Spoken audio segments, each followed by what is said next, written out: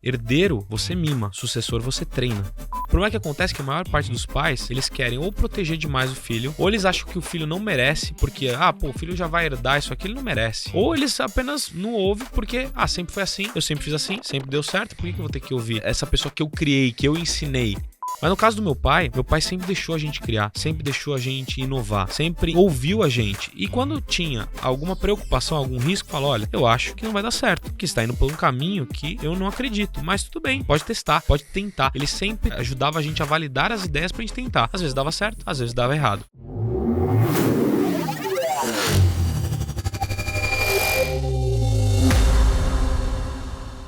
Seja muito bem-vindo ao Conectando aos Pontos, um podcast do G4 Educação, onde a gente traz mensalmente alguns dos temas mais relevantes do mundo do negócio, e a nossa ideia é sempre aprofundar esses temas e trazer ali conceitos, conteúdos que a gente não vê no dia a dia, que a gente não vê na grande maioria dos conteúdos. Então a gente está sempre trazendo convidados super especiais que têm muita propriedade para falar sobre o tema.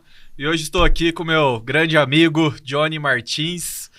Jonathan Martins, eu não sabia desse detalhe, Johnny. Johnny é quase que o nome artístico, né?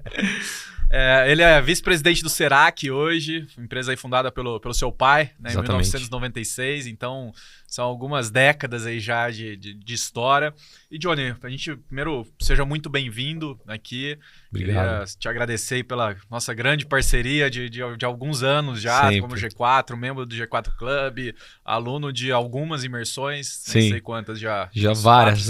Eu tô precisando pegar aquele cartão fidelidade, cara, já. Seja muito bem-vindo, é sempre um prazer estar contigo e um prazer te receber aqui no Conectando os Pontos.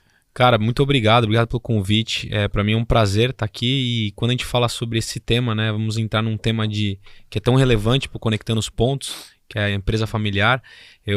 A gente remete à história, né, da empresa, então é muito gostoso falar sobre isso. Então eu que agradeço aí. Legal. Johnny, falando aqui, acho que vamos dando um contexto sobre empresas familiares no Brasil, uma coisa que eu não sabia até a gente começar. A gente lançou uma imersão de empresas familiares também, e ali eu comecei a ter contato com vários temas quando a gente começou a produzir conteúdo, trazer os mentores, vários temas que eu nem imaginava que eram problemas que poderiam acontecer por não ter vindo de empresa familiar. Mas a gente chegou, uma das conclusões primeiras que chegamos foi: o G4 é uma empresa familiar. A gente tem 6 sócios, 2 deles com filhos. Então, o que aconteceria no caso de a gente estar viajando de avião, o avião cair? O que acontece com o G4? Então, são problemas que eu nunca imaginei que passaria, deveria ter, mas são preocupações, cara. A gente deveria estar preocupado, sim, com sucessão desde agora, por mais que todos estejamos com 30, 35 anos, enfim, tenhamos, espero, uma vida longa pela frente, mas são coisas que existem de problemas, assim como a gente viu no documentário também, que a gente não imaginava. E o que aconteceria entre os filhos do Nardon e os filhos do Thales, caso os dois viessem a morrer amanhã ou tivesse algum tipo de problema? Então, a gente começa a ter contato com alguns problemas que a gente não imaginava ter, né? E eu queria ouvir de ti aí, a empresa foi fundada pelo seu pai, provavelmente você passou aí já a infância, a adolescência, já entrando no negócio. Como que foi esse processo de entrada para a Serac, para a gente começar, cara? Serac, se você quiser fazer a introdução também sobre o que é a Serac hoje. Boa, sou Johnny Martins, sou vice-presidente do Serac. Serac hoje é uma grande referência nacional em contabilidade e soluções empresariais. Então é uma empresa familiar que já vem há um tempo, né, crescendo, em constante crescimento, com excelentes clientes dentro do mercado nacional, de diversos segmentos, diversos portes e tamanhos. E o que você falou, o primeiro ponto que eu vejo, né, quando a gente se depara com esse desafio, é que a empresa familiar, ela não é escolhida, ela é imposta. Então veja, no seu caso mesmo, você não escolheu que os filhos dos outros sócios participassem do negócio, mas eles vão participar de alguma forma. Ou se acontecer algum incidente, algum acidente, né, eles vão acabar participando. Então ela não é escolhida, é uma sociedade que é imposta. E aí você precisa encarar essa questão de empresa familiar como um processo que você tem que começar a pensar antes mesmo dela se concretizar. Tanto que eu quero até falar para vocês como que a gente está pensando já em relação aos futuros, né, aos netos. Por exemplo, eu não tenho filhos, mas minha irmã tem filhos e eu quero ter filhos também. Como que a gente vai se comportar? Mas eu chego lá. Quero contar um pouco sobre o Serac. O Serac é uma empresa, na realidade, ela foi fundada em 1989, mas a contabilidade mesmo veio em 96 a pedido de um dos nossos clientes, que a gente já tinha uma assessoria consultiva em 89. Em 89 eu tinha 3 anos de idade. E em 96 o próprio cliente falou, poxa, vocês já me dão consultoria sobre isso, por que vocês não fazem, executam a minha contabilidade? E a empresa começou a executar a contabilidade também, além da parte de consultoria, começou ali a tentar crescer. Só que de 96 até 2006 ela foi uma empresa muito pequena. Uma empresa que tinha 10 funcionários e tinha uma dívida que, se a gente trouxer valor presente, era como se fosse uma dívida hoje de uns 500 mil reais em tributos. Então é uma empresa que não prosperava. Então meu pai se separou da empresa e naquele momento nós começamos a tocar a empresa. Só que em 2006 eu tinha 20 anos. Eu vou lá no Serac desde os 14 anos todos os dias. Então, enquanto os meus amigos iam jogar bola, pro cinema e tal, depois da escola, à tarde, eu ia trabalhar. Ia pro Serac trabalhar. Então eu vi toda a construção, desde a parte que a empresa quase quebrou, até a parte que a empresa começou a prosperar. Mas esse nem é o ponto. O detalhe é que eu percebi que o meu pai, ele sempre foi um líder que liderava pelo exemplo. Ele não falava muitas coisas, mas ele sempre fazia o que a gente queria, o que ele queria que a gente fizesse. Então acho que esse é o primeiro ponto. Segundo ponto, ele me levava desde os 6 anos de idade, nas minhas férias, para eu separar documentos, separar canetinha por cor, fazer rascunho, para eu começar a entender o que era o trabalho. E aí, nesse momento que eu comecei a entender o que era o trabalho, no final do dia ele me dava R$5, eu não lembro quanto que era na época. Eu saía, comprava uma revistinha, comprava um chocolate, começava a entender o real valor do trabalho. E aí, com 14 anos de idade, mesma coisa, ele nunca fazia a imposição de eu trabalhar. Mas ele me mostrava que com o trabalho eu conseguia usufruir de alguns benefícios. Ter privilégios em relação a poder comprar o que eu quero, ou ter, naquele momento, um desenvolvimento. E aí veio a primeira sacada, o primeiro insight, que meu pai usa muito isso, né? Herdeiro, você mima. Sucessor, você treina. Então, se você tem sucessor, você precisa prosperar, você quer que ele tenha gosto pela empresa que ele trabalha, você precisa treinar ele, você precisa mostrar um caminho. Não adianta chegar e botar o sucessor para fazer só trabalho operacional ou algo que você não vê sentido, não vê futuro, não demonstre um futuro, porque quando você se motiva pelo progresso. Pô, aqui eu tô fazendo, beleza, você pode passar como eu passei, pelo almoxarifado, office boy, administrativo, aí áreas operacionais, você tem que passar por tudo isso, Mas se você não faz o seu filho entender que ali tem um progresso, tem uma evolução e onde ele pode chegar, não adianta. Então meu pai sempre fez isso de uma forma bem consciente, né? E isso motivou muito a gente a trabalhar. E em 2006, quando a empresa quase quebrou, meu pai separou a sociedade e aí começou a tocar a empresa, ele, eu e minha irmã, que é um pouco mais nova, mas também hoje é vice-presidente da empresa. E aí naquele momento ele chegou, olha, até então vocês tinham um salário fixo, até 20 anos de idade tinha um salário fixo, agora vocês vão participar do resultado da empresa. Então, se a empresa cresce, todo mundo ganha. Se a empresa tem prejuízo ou não cresce, vocês também perdem. Então, isso foi uma grande virada de chave. Então, essa educação que meu pai trouxe desde o começo até quando a empresa quebrou foi grande base para dar força para a gente querer que a empresa crescesse e sentisse com aquele sentimento de pertencimento, né? Eu falo que o ser humano tem no seu DNA o sentimento de pertencer a algo maior do que ele mesmo. Então, muitas vezes, não é o dinheiro que vai motivar ele, é o fato do propósito dele estar ali. Ele está ali, pô, eu vou construir aqui com meu pai, essa empresa é boa, ele já me mostrou que tem um caminho. Naquele momento a gente decidiu junto, ou a gente prospera ou a gente faz outro negócio, porque não tinha como continuar. Então, foi muito decisivo para isso. E Johnny, você trouxe um ponto aí que eu fiz uma conexão. Acho que uma das maiores dores psicológicas que nós temos como gestores é a síndrome do impostor, né? Será que eu sou a melhor pessoa para estar aqui? Será que não tem ninguém no mundo que poderia estar no meu lugar? Será que teve alguma questão de sorte? E na empresa familiar talvez seja uma síndrome do impostor um pouco mais forte, até mesmo das outras pessoas olhando. Exatamente. E falando, esse cara aí só tá aí porque ele é filho do dono e tudo mais. Eu sei que isso passa pela cabeça de todo mundo, 100% das pessoas que estão em posição de gestão, a não sei que ela tem algum tipo de alteração aí psicológica. Como que é lidar com isso? Como que você você lidou e você lida, com certeza isso ainda passa pela sua cabeça, talvez não com tanta intensidade, depois os resultados e tudo mais, mas como que é pra ti, como que foi? Você buscou ajuda em algum lugar? Alguém te aconselhou, te mentorou nessa situação? Como é que é, cara? Essa é uma das dúvidas, né? Um dos maiores questionamentos quando você tem uma empresa familiar. É você você tem que se provar o tempo todo, né? Porque é o filho ou a filha do dono que está ali ocupando um cargo que às vezes merece, às vezes não merece. E para mim, assim, como diz aquele ditado, né? A empresa é reflexo dos donos. Se a empresa é familiar, é reflexo da família. Então, se a família está bem, a empresa anda bem. Se a família não está bem, a empresa não anda bem. E como que é quando você é filho ou filha do dono? Como você se sente? Você sente que você está sendo julgado o tempo todo. Só que esse sentimento ele passa quando você passa a entender e apresentar de resultados. Quando você passa a apresentar resultados, as pessoas param de te julgar. Quando você passa a, de forma educada, se impor, mostrar exatamente por que você está ali, que não é por conta de por ser um herdeiro, né? Você não recebeu isso, você conquistou isso, as pessoas entendem isso. Todas as pessoas entendem? Obviamente não, né? Todas as pessoas acabam não entendendo sobre isso. Mas a maioria das pessoas, as pessoas que estão contigo, as pessoas que querem ver a empresa crescer, falam, opa, pera lá. Ele pode até estar ali inicialmente porque era filho ou filha do dono, mas hoje ele ou ela trazem muitos resultados para a organização e merecem estar na posição que estão.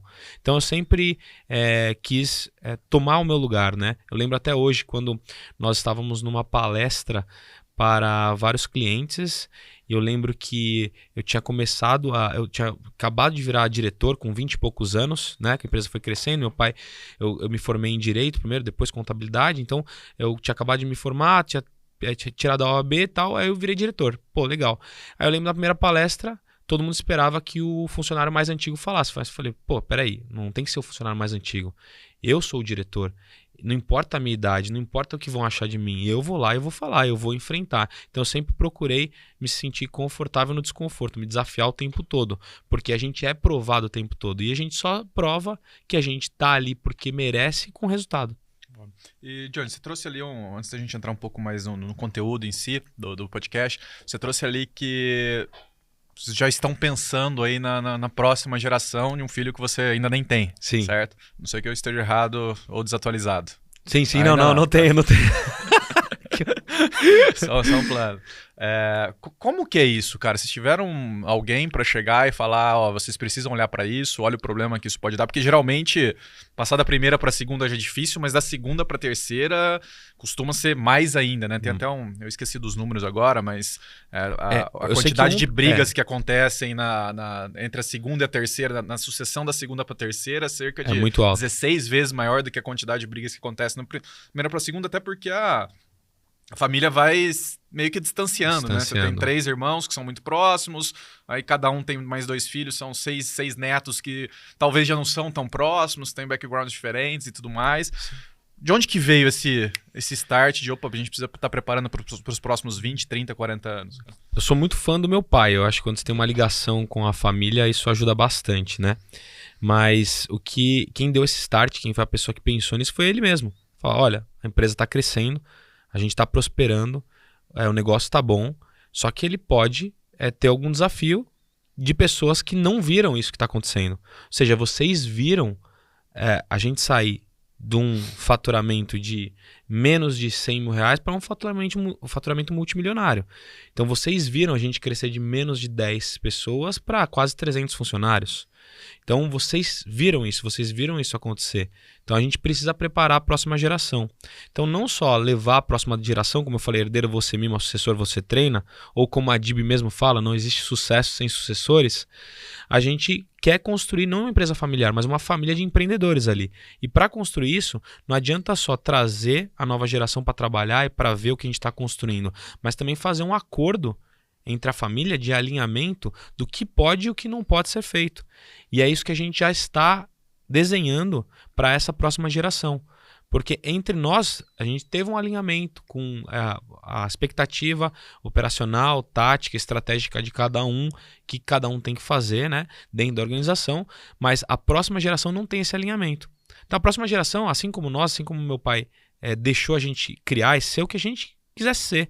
Só que a gente optou, a gente viu um crescimento, a gente viu um progresso dentro da empresa. Então vai ser a mesma coisa com a próxima geração. Eles podem ser o que eles quiserem ser.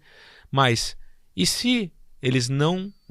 tá sendo muito mais atuante dentro da empresa e o outro não é atuante. Como que vai ser esse outro lá na frente? Ele vai assumir algum cargo ou não? Ele vai ter que começar do zero. Tudo isso a gente vai ter que construir para a próxima geração. Até um dado que eu sei que é importante, eu tenho um dado que apenas 1/3 das empresas familiares sobrevivem da primeira para a segunda geração. Da segunda para a terceira deve ser menos ainda, né? Porque é a questão da jornada. O número que eu trouxe é a quantidade de brigas, de atritos na família, judiciais e tal, que acontece. Então é coisa de 14, 16 vezes maior. Eu nem tô falando se a empresa deu certo, né, por 3 gerações, não. Tô falando, ó, de 100 empresas que passam para a segunda geração, um número X entra em batalha judicial.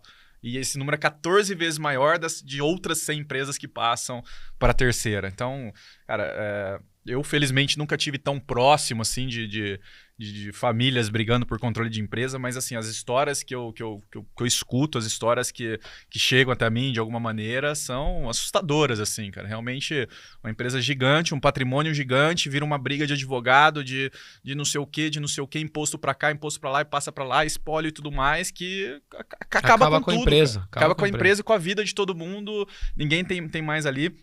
Inclusive, uma das coisas que o Mika Pfeffer, que é da família da Suzano, ele é um dos nossos mentores da imersão de empresas familiares, ele estava contando como é que funciona, não só a família dele, mas o que ele foi ensinado de como deveriam ser as empresas familiares. E tem uma agenda muito forte de fortalecimento da família. E quando eu falo de família, cara, é onde vai passar férias, para onde que vai feriado tal. Então existe uma agenda que é trazida, que esse é um dos pontos que eu nem imaginava que era importante antes de começar a olhar para a ementa dessa imersão, de que se a família não for próxima, se os netos não conviverem entre si, a gente está falando de famílias de 4, 5 gerações, muitas vezes muito ricas, que cada um pode esquiar na Suíça, outro pode querer esquiar em Aspen, outro vai para o Japão esquiar. Então, se você não tiver uma necessidade de uma competência suficiente para ter essas pessoas convivendo de uma maneira próxima, a possibilidade de corromper a empresa ou de chegar num nível de briga judicial, que eu acho que é o pior dos cenários. Imagina a cabeça de um avô, de um bisavô, que provavelmente nem está mais aqui, Sim. vendo seus netos, seus bisnetos brigarem. Então, esse conceito de olhar para a qualidade da família no contexto da empresa. De forma estratégica. Exato. Então, por exemplo, num dos casos ali que a gente estudou, existe 2 empresas, se não me engano, não sei se era do avô, do bisavô, começou com ela, gigantesca hoje, mas o tio dessa pessoa que a gente estudou é o CEO da empresa, e o pai, ele é o CEO da família.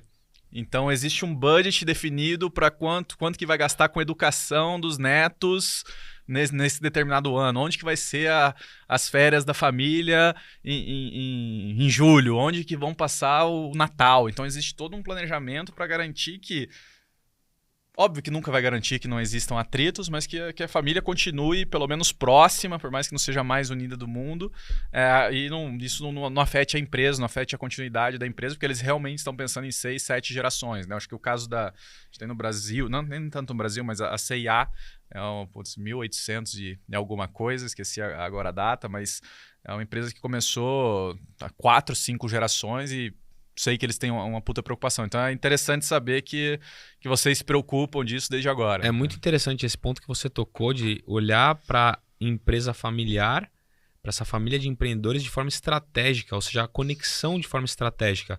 Porque se você não mantiver viva o alinhamento, a conexão, a comunicação das pessoas da empresa, você não vai manter viva essa empresa familiar. Porque se você pensar, tudo parte das pessoas e tudo parte das conexões, tudo parte da emoção. Se você tem um bom relacionamento em família, por mais que tenha uma pessoa ou outra que tenha atrito, você pode ter um problema? Pode, mas é muito pequeno. Não vai afetar a empresa. Só que se você não tem um alinhamento da maior parte da família, que você acaba discutindo entre um grupo de família, um grupo menor de família com outro grupo, isso daí não prospera, a família não consegue refletir isso dentro da empresa. Então precisa de muito alinhamento, precisa de muita comunicação, precisa muito de conexão. E é óbvio, né? É bom você fazer um acordo da família, para que a família entenda a preocupação disso, é importante. Às vezes parece até quando você fala meio engessado, né? Fala, cara, pô, vou precisar dar todo essa satisfação, eu não preciso disso. Só que se você não fizer isso, se você não passar por esse momento, lá na frente a sua empresa pode quebrar. Excelente. Johnny, um ponto que, cara, com certeza é uma dor para você. Seu pai já mais velho, obviamente, vem de uma geração totalmente diferente que a sua, que a minha, e você já com uma cabeça mais jovem, mais arrojada, mídia social e tudo mais. Como que se dá essa governança no dia a dia de, cara, o meu é aqui, a partir daqui é seu, tem ali aquela interseção que dão alguns atritos, algumas discussões no dia a dia, porque, cara, obviamente que existem exceções a isso, mas eu vejo que sua cabeça ela é muito quase TikTok ali, de trazer conteúdo, de fazer as coisas. Imagino que seu pai não seja assim. Então, imagino que esse é um dos temas, talvez, que ele não compreenda, vendo você fazer, que você talvez não compreenda que ele não faça. A gente estava tendo uma reunião agora há pouco exatamente sobre esse assunto com uma pessoa mais velha e tudo mais. E, cara, você tem que fazer, vamos lá. Mas esse acho que é um tema só de exemplo. Eu acredito que tenha vários outros de, cara, como tratar funcionário, vai pagar bônus ou não vai, traz funcionário para a sociedade ou não. Acredito que você já, por ser aluno do G4, até, já tem essa cabeça de, cara, vamos trazer mais gente pro bolo. Partnership, não ownership, né? Como que é essa governança ali? Tá bem definido, cara, o que eu cuido é isso, você não entra aqui, você cuida disso, eu não entro ali? Ou são... Eu acho que a gente acabou trazendo isso de forma natural dentro do Serac. Eu sei que não é natural na maior parte das empresas, mas a gente acabou trazendo de forma natural dentro do Serac. Conflitos sempre vai ter. Discussões, divergências, isso sempre vai ter. É natural de toda a sociedade. Por exemplo, se eu sou sócio, seu sócio é meu sócio, é bom que você me fale onde eu estou errando. Sócios que concordam sempre com a mesma coisa não é sócio, pô. Eu preciso de sócio que me avise onde eu estou errando, ou que eu posso melhorar, ou que também tenha habilidades complementares. E na nossa família foi exatamente isso. O meu pai, e que eu acho que o maior mérito ainda é dele do que dos filhos, ele deixou a gente criar. A gente sempre ouviu, a gente sempre respeitou a experiência dele, mas ele deixou a gente criar. O problema é que acontece que a maior parte dos pais, eles querem ou proteger demais o filho, ou eles acham que o filho não merece, porque, o filho já vai herdar isso aqui, ele não merece. Ou eles apenas, cara, não ouve porque, sempre foi assim, eu sempre fiz assim, sempre deu certo, por que eu vou ter que ouvir essa pessoa que eu criei, que eu ensinei, né? Mas no caso do meu pai sempre deixou a gente criar, sempre deixou a gente inovar, sempre ouviu a gente. E quando tinha alguma preocupação, algum risco, falou, olha, eu acho que não vai dar certo, porque você está indo por um caminho que eu não acredito, mas tudo bem, pode testar, pode tentar. Ele sempre ajudava a gente a validar as ideias para a gente tentar. Às vezes dava certo, às vezes dava errado. Então hoje, o meu pai é como se fosse um conselheiro da organização. Hoje nós somos em 2 vice-presidentes e 4 diretores, e gerente, coordenador, supervisor. Então ele é um conselheiro da organização. Então hoje as decisões estratégicas, as decisões operacionais, táticas são tomadas pela diretoria ou pela vice-presidência. E dificilmente chegam no meu pai. Hoje ele entende a importância da rede social, que no começo ele até duvidava um pouco, mas depois ele começou a ver resultado. E é o que a gente falou. Nada justifica mais do que o resultado. O resultado é um indicador universal que está no caminho certo. Então, quando você traz resultado, você fala, e é isso que as pessoas têm que provar. Quando você é um sucessor, você tem que provar com resultado. Você não tem que provar com autoridade ou no grito, ou falando, vai dar certo. Você tem que provar com resultado. Então, pai, trouxe resultado. Eu estou na rede social, tá vindo cliente, a gente está ganhando notoriedade no mercado, tá acontecendo isso. E ele está vendo acontecer. Tanto que hoje ele também está na rede social. Ele posta bastante conteúdo, ele posta as viagens, ele gosta de estar na rede social, ele sabe a importância disso.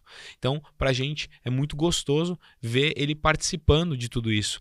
E é lógico, ele com a experiência dele, ele sempre traz aquele conhecimento a mais, que traz sempre aquela cereja do bolo que a gente pode melhorar, tal, e a gente respeita isso. Eu acho que dentro da organização, dentro da empresa familiar, quando se tem esse alinhamento, essa comunicação, esse respeito, o negócio flui. Então, eu sei da dificuldade de gerações, de cabeças, de entendimento, mas é muito difícil o pai ou a mãe não ser convencido por resultado. Resultado, ele praticamente cala a boca de qualquer pessoa. Né? E como que foi esse momento aí dele ser realmente o dono, a pessoa que toca? Vocês foram crescendo dentro do negócio? Você falou que se formou e virou diretor quando você se formou. Existia um momento formal que ele falou, ó, estou começando a me ausentar mais, agora é seu, toca. Foi um processo que levou alguns anos. Como que foi? Foi um processo, porque quando ele deu autonomia para nós nos tornarmos diretor, foi justamente para dar autonomia da gente poder resolver mais conflitos, mais soluções, o time entender mais quem nós éramos perante a organização. E ele sempre falava, olha, eu quero me aposentar com 60 anos. Quero me aposentar com... Hoje ele tem 60 anos e hoje ele viaja bastante, mas é conselheiro dentro da organização. Quero me aposentar com 60 anos, então nós vamos preparar cada vez mais a minha saída. E nessa preparação, quando você pensa em preparação, você tem que pensar também numa remuneração estratégica. Não adianta você querer que seu filho tenha o sentimento de pertencimento do negócio se ele não tem uma remuneração variável sobre o negócio. Então, conforme meu pai foi largando algumas áreas, ele foi aumentando a minha participação e a participação da minha irmã. Interessante isso. Isso é muito interessante. E meu pai sempre tratou todos os funcionários com o princípio... Então ele ia falando, a partir de agora o marketing está contigo... E aí a minha remuneração desce um pouco. Isso é muito legal. E, ou seja, ele vai tirando as preocupações dele, ele vai vendo que a gente é capaz e vai fazendo isso de forma progressiva. Legal isso. E meu pai, ele sempre também trouxe uma visão de isonomia dentro da organização, porque é diferente de igualdade. Igualdade você trata os iguais como iguais. O meu pai trata com isonomia. Isonomia é os iguais como iguais, os desiguais como desiguais. Ou seja, na empresa, se você trata todo mundo igual, você de uma forma está tratando de forma diferente as pessoas. Exemplo, você, Lucas, é meu funcionário e tem o João que é meu funcionário. Lucas e João. Só que, o Lucas, eles têm o mesmo cargo. Vocês dois têm o mesmo cargo. Mas o Lucas traz muito mais resultado. O Lucas é animado. O Lucas traz conceito de fora. O Lucas estuda. Já o João, apesar de estar no mesmo cargo, o resultado dele não é igual ao do Lucas. Ele não estuda, ele não traz conceito de fora. Então, por que eu vou tratar os dois iguais, sendo que você me traz muito mais resultado? Eu tenho que tratar você de forma desigual, você tem que ter privilégio sobre isso. Isso que o meu pai fez com toda a organização, ou seja, quem traz mais resultado, quem se posiciona mais dentro da organização, com certeza vai ser privilegiado, vai crescer mais. E é isso que ele espera. E é isso também que a gente quer trazer essa visão para a próxima geração, né? A próxima geração que trouxer realmente mais resultado. A gente não pode tratar, na nossa opinião, na empresa familiar, todo mundo igual, simplesmente pelo fato que é herdeiro ou sucessor, né? Herdeiro acabar não trabalha, mas sucessor. Sucessor, porque o Lucas e o João são meus filhos, não importa. O Lucas me traz mais resultado, mas vocês vão ter direitos iguais. Eu também concordo com isso. Eu acho que isso é errado. Eu acho que tem que ter direitos correspondentes ao resultado que a pessoa traz para a organização. Porque é como você falou no início do nosso podcast.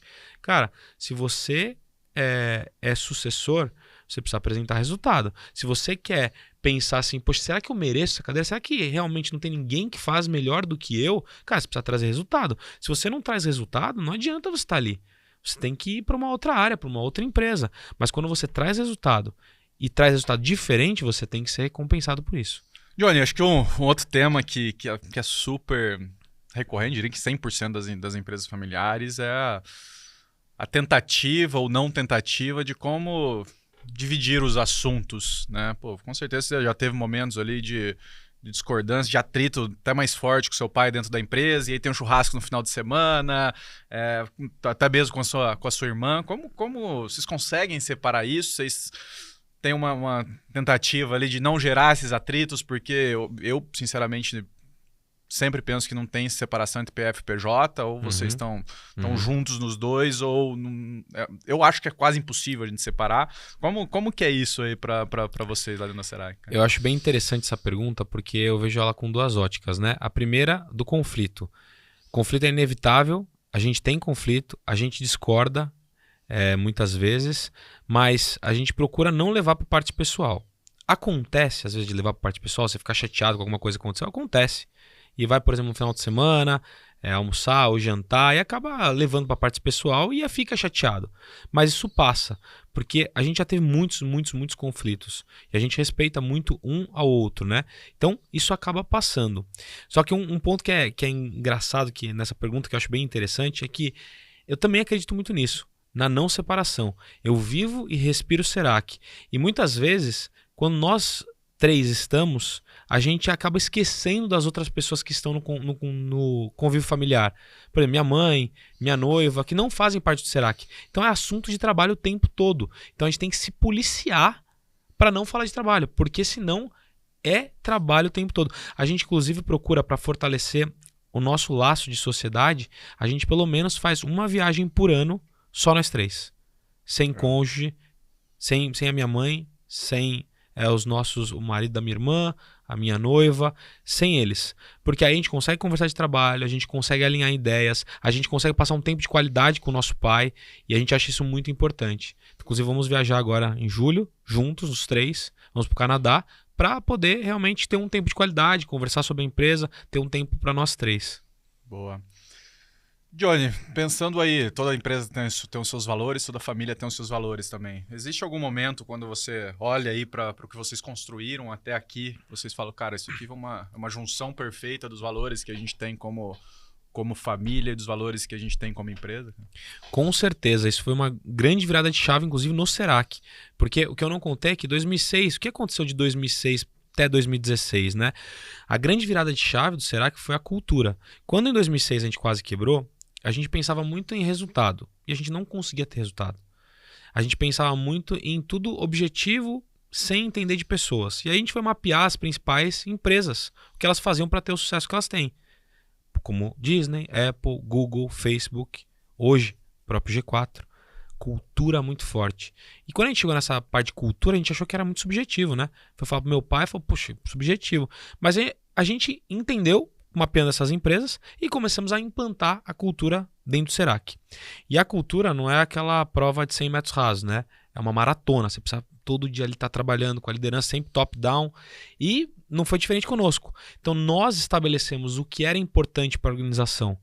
Nós começamos a partir dali, daquele 2006 até 2016, demorou 10 anos para a gente começar a ter uma cultura mais forte. Hoje o Serac não tem nada a ver com contabilidade, contabilidades tradicionais, né? É uma empresa que a cultura é muito forte, é uma empresa que tem um propósito muito forte, é uma empresa que tem uma visão onde a gente quer chegar, é uma empresa que tem valores que fomos nós que estabelecemos. Porque muitas empresas falam assim, pô, não, eu não tenho cultura, eu acho subjetivo demais. Na verdade, toda empresa tem cultura. Resta a empresa saber se foi a cultura imposta pelo líder, pelo dono da empresa ou pelos liderados. Então a gente começou a cultura de propósito, de pertencimento, de visão, de valores, cultura de processo, cultura de vendas, cultura de tudo. E aí a gente entendeu que a empresa tinha o nosso DNA. Começou a ter o nosso DNA. E aí em 2016 que foi a grande virada de chave. Começamos a prosperar, começamos a vender muito, começamos a crescer, começamos a ganhar notoriedade no mercado. 2020 veio a pandemia, entrei na rede social. Então a gente vem fazendo um trabalho de rede social muito forte, vem muita coisa pela rede social. Então a gente vem crescendo. E esse DNA foi trazido desde lá de trás, desde o momento que nós convivemos juntos e juntos a gente se fortaleceu. E é engraçado que parece que quando vem um momento difícil, a gente se fortalece muito mais, a gente abraça muito mais, a gente fala, cara, agora depende só da gente, a gente precisa se unir. Pô, o meu pai construiu isso aqui, mas não tá legal. O que a gente pode fazer para ajudar ele? Porque a gente sabe, a gente acredita no potencial dele, mas também a gente acredita no nosso potencial. E aí a gente passou a desenvolver isso. E aí foi toda a história baseada em cultura, baseada na nossa visão, nos nossos valores, que transformou esse mercado tradicional, burocrático e chato, que é a contabilidade para muitos, num mercado inovador, num DNA diferente. E aí faz com que as pessoas queiram estar no Serac conosco. Boa, excelente. Bom, pessoal, lembrando que a gente está falando aqui sobre empresas familiares, né? E eu queria falar dois pontos aqui. Primeiro, que o G4 lançou uma imersão de empresas familiares com alguns dos conselheiros das maiores empresas do Brasil e algumas do mundo, inclusive, onde a gente traz todos esses conceitos que a gente está falando aqui de uma forma extremamente prática e aplicável no dia seguinte para que você comece a pensar assim na sucessão da sua empresa, independente do momento em que você está, principalmente se você é a segunda e terceira geração, para trazer ali junto o como que deveria ser a sua sucessão. E o segundo ponto que a gente tem um novo documentário que foi lançado lançado aí na semana passada, que é o Batalha dos Tronos. Tá muito legal, sugiro fortemente que você assista se você ainda não assistiu. A gente traz ali vários cases de empresas mundiais, Gucci, enfim, bons cases, maus cases. Cases ruins. Cases ruins, é. Cases ruins. Maus cases. De como sucessões aconteceram aí no mundo dos negócios, nas empresas familiares que a gente teve até aqui no nosso Brasil e no nosso mundo. Johnny, queria te agradecer pela presença, sempre muito bom estar contigo. A gente se vê semana que vem no Rio de Janeiro. No Rio de Janeiro. No evento do G4 Club. Cara, eu que agradeço. Você sabe quanto eu gosto de vocês, gosto de você, gosto do G4. Quanto sou membro aí e sempre falo muito bem de tudo que vocês fazem. E ó, a galera que tá ouvindo a gente, aproveita para fazer essa imersão, porque tudo que o G4 põe a mão realmente é um sucesso e ajuda muito. Até falando sobre o G4, aproveitando esse podcast, para gratidão pelo G4. Desde 2019 até hoje, minha empresa cresceu muito por conta de tudo que o G4 proporcionou, de conhecimento, de conexões. Então, assim, esse ecossistema é muito rico. Eu acredito muito nisso. Eu acredito na empresa familiar e acredito muito na cultura. A cultura que vocês vivem aqui e a cultura que a gente vive no Serac. Legal. Serac é parceiro desde 2019. Não, como contabilidade nossa, 2020. 2020. Foi o que trouxe. 2020, é isso aí. Eu entrei em maio de 2020, eu lembro que acho que foi 2021, início de 2021 que a gente trocou março. Foi isso. Pessoal, muito obrigado pela presença de todos. Espero que tenha gerado muito valor para vocês. Esse é o Conectando os Pontos, um podcast do G4 Educação. Tamo junto.